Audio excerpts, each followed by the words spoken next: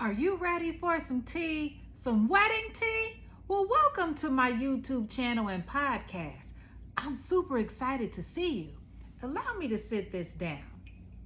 Well, I thought that we would do things a little bit differently today.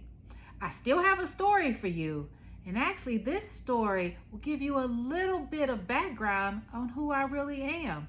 I am going to share with you my first wedding ever as a wedding and an event planner.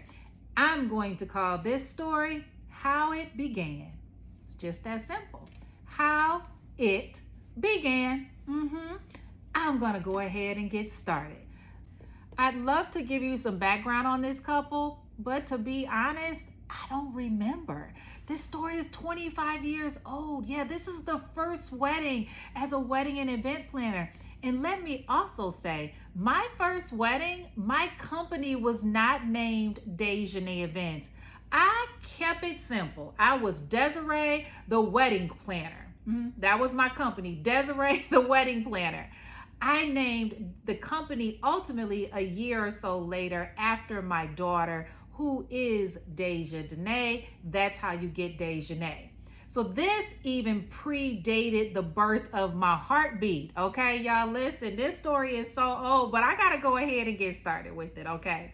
So at the time in which I met this couple, I had nothing. I had no business, nothing really put together. I was recently married and I loved the wedding and event planning process. I was a marketing coordinator for a law firm in downtown Chicago. So I knew how to plan events, all those things. It was easy to put the wedding together. But of course, on wedding day, I discovered that you cannot be the bride and the wedding coordinator at the same time. And because I was not happy by the end of my wedding night, and because my resistance was low for doing so much work leading up to the wedding, that I had a very, very bad cold on my Hawaiian honeymoon, I decided that I did not want my friends who were getting married that year to have to deal with any of the things that I had to deal with, okay? So I said, hey, I'm going to start this business and I'm going to make sure that weddings happen for couples and that they don't stress. I didn't know what I was doing, y'all. I had no clue. There was no internet for me to Google search wedding planners, wedding coordinators. There weren't many people who looked like me that were visible that I could just reach out to or contact. There weren't really any associations that at the time I was aware of that I could go find information from or ask some questions. So I kind of was winging it, all right? I was doing this thing on my own.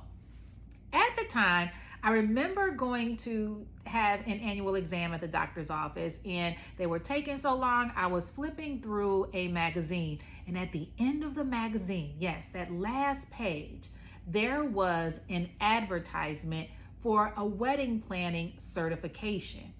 I'm like, okay, this sounds good. A wedding planning certification. Let's go ahead and rip it out. Yes, that's how old this is. Let's go ahead and rip this out, fill out the information, mail it back to this company. Yeah, still using the mail it back to this company and let's see what happens.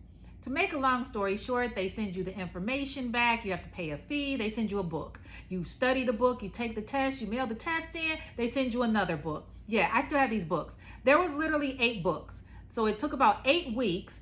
If I had done it at that time in that fashion, it would have taken about 8 weeks to complete this certification course. But I became certified through a mail order catalog in the doctor's office. Well, at the time in which I was about to take on my first paying client, I had already done 2 friends' weddings and they went off pretty smoothly. I think I did a good job. You have to ask them, but I think I did a pretty damn good job. So now's the time for me to get paid, y'all, okay? Cha-ching. I need to get paid because I am so good at this, right? I've taken the course and I now have done a couple weddings, a couple friends' weddings, put out a couple fires. I'm ready to take some money, okay? I remember sitting at my desk and I says, okay, let's name the business. So like I told you, Desiree, the wedding coordinator. I had a laptop and a fax machine. That's it. I had a laptop and a fax machine. I didn't have a website. I didn't have a logo. I didn't have a brand with colors and a tagline. I didn't have any of that. I had those three things: a business name, a laptop, and a fax machine. And I remember my ex-husband telling me that he had a friend that was getting married, and hey, reach out to them. They need a wedding coordinator. I'm like, oh my God, okay, cool, right? Okay, I'm gonna have my first wedding. So I reached out to them. Now, mind you, I work for a law firm, so I knew how to put contracts together. I just didn't know what it needed to be included in a true wedding planning contract, okay? But I had learned a little bit in my certification class, and I knew enough to be dangerous as a lawyer, so I was like, I can put this contract together. I reached out to the bride. I remember, I won't say her name. I still remember her name. I reached out to the bride. She said she was getting married on such and such a date, which happened to be 5 months from the time in which I spoke to her. She had nothing in place. She had no location. She had done nothing, okay? So I was going to be her wedding planner from start to finish. I'm so excited. She asks me, how much does it cost? I'm like, $300. Yeah, $300, y'all. Y'all, for my first wedding, first paid wedding, yes, I charged $300. I sure did. And I was proud of it. I went on home, put together that contract. I emailed it to her. And my email address, y'all, let me tell y'all, my email address was it was Desiree Wedding Coordinator at AOL.com. Yeah, Desiree Wedding Coordinator at AOL.com. Do not try to use it. Now that account is closed, okay? But yes, so I'm super excited. I send her the contract. She signs it. She sends me $100 because, mind you, I had a payment plan. She had to make 3 payments. So her first payment was $100, and then I had broken out the other $200 in the contract with specific dates in which it was due. So let the planning begin.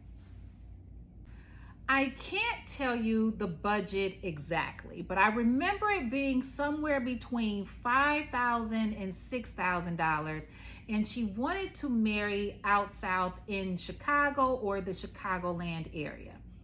At the time, I'm still living out south, okay? And I knew that there was a great facility in a suburb that had a community center. So I was like, hey, this is gonna be the ideal location for the wedding. We visit the community center.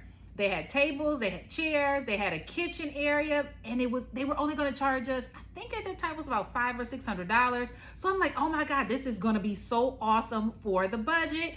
She signed on a dotted line. I'm thinking this is going to be great. I didn't know anything about putting floor plans together, all of those things, but I was going to figure it out as I go, okay? So now it is time for us to hire some vendors.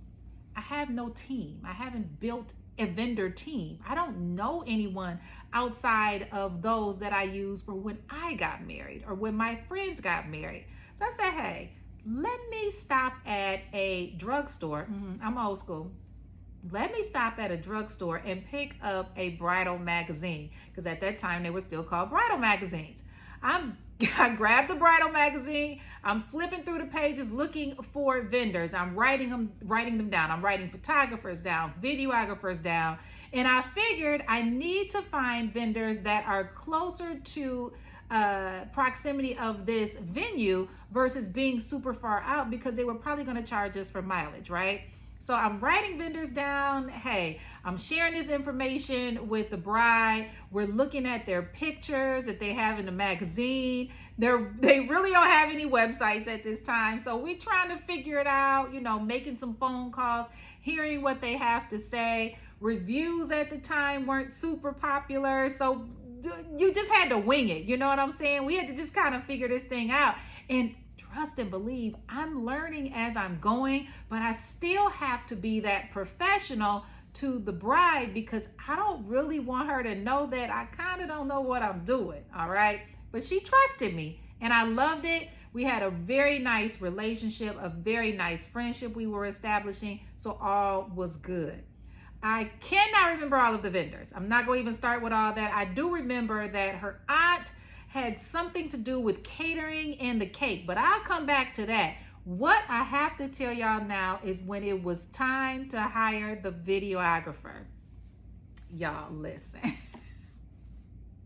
This is so funny to me. When we decided to set up this appointment with this gentleman, we discovered that he lived in the south suburbs, so that was all good. I didn't think to ask him, did he have a brick and mortar? I mean, I didn't have one, but I thought maybe he did.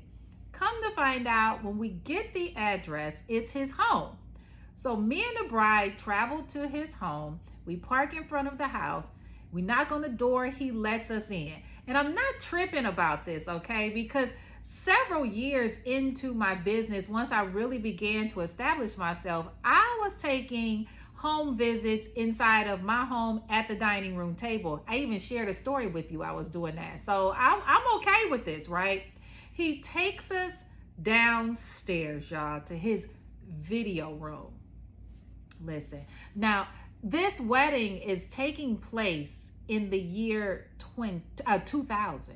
Okay, like 2000. So yeah. So he takes us downstairs. We sit in the reclining chairs. He's got what is that paneling, that basement paneling? He's got the paneling on the wall, and he has a VHS player with video cassettes.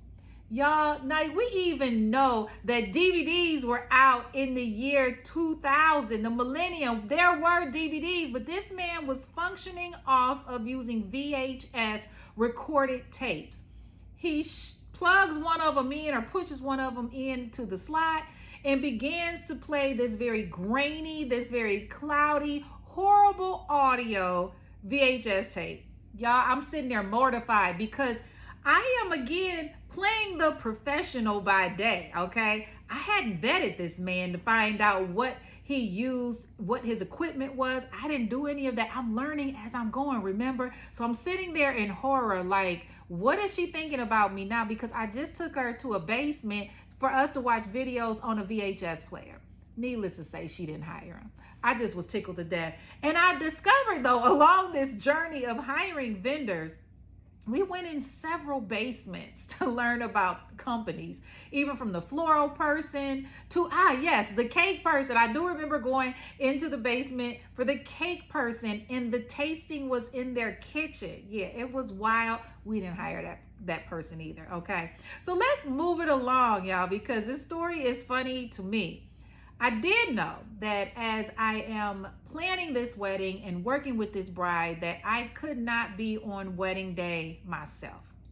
So I reached out to my best friend, and she'll probably be watching this. I won't put your name out here, boo. I reached out to my best friend and I says, hey, I've started this business. I need some help on wedding day. Will you help me? She dove in head first. She's like, I got your back. We can do this.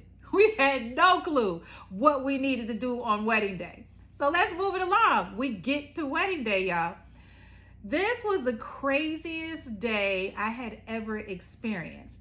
Now, mind you, I was a marketing coordinator for a law firm. So I had planned retreats and golf outings and things like that in the corporate sector. I hadn't really put together the emotional components that are a part of wedding planning, and even on wedding day. Corporate, there's no emotion. Weddings, nothing but emotion. So the day started off crazy already. Tune in next week for some more wedding tea.